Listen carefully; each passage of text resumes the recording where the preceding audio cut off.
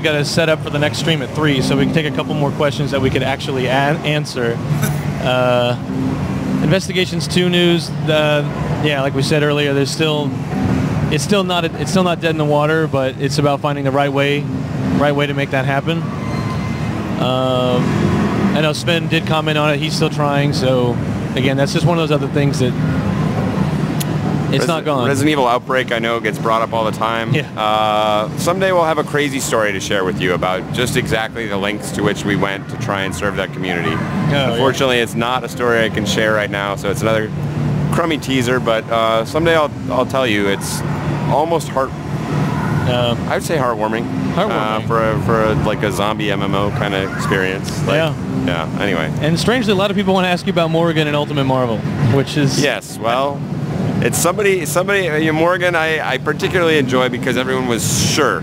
Everybody before a fighting game comes out, the entire internet knows everything about it. Like, I tell you who's going to be good. Morrigan, complete trash. She can't block during an air dash. Obviously, she cannot win a match.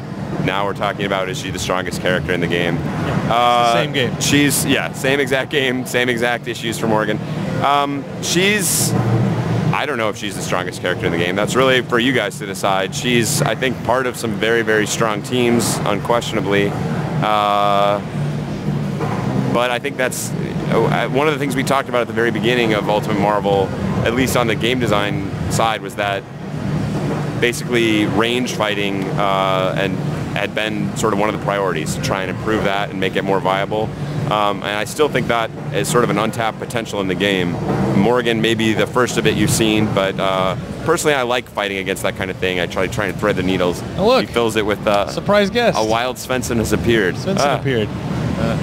You may guess what a popular question that they would like, if there's any updates on from the last time we discussed it. If there's any further news on Investigations 2. Unfortunately, no. Yeah.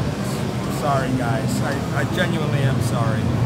I think we'd mentioned it last time on one of the last Ask Capcoms, but wanted to give some manner of update. Yeah. Yeah, we're actually running out of time here for this one. We'll be back in about 10 minutes to do.